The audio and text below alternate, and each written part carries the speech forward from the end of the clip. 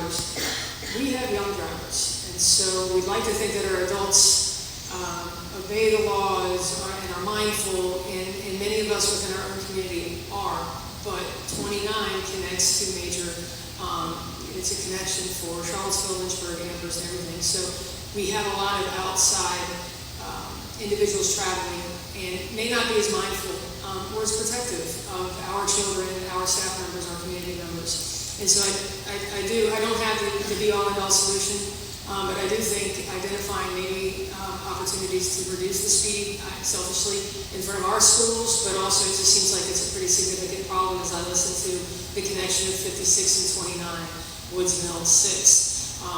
That is difficult because there's an enforcement piece, and that does place a lot of responsibility and extra work. But I think it's something that we had one of our students involved in one of those accidents on 29. And, they're our most prized possession, but so is everybody here.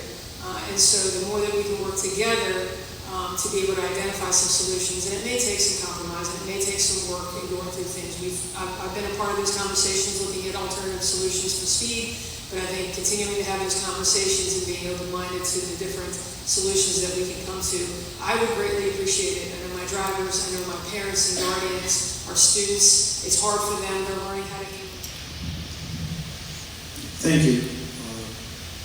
I want to thank my many friends at VDOT and the Sheriff's Office who worked all night with us during these two recent storms. I think we saved a lot of lives by getting mudslides and trees off the roads and calming the roads that were not there anymore. And they've done a good job. There's a lot of improvements that we've made by the wayside rest area. Some of those improvements have reduced accidents by 50 a year.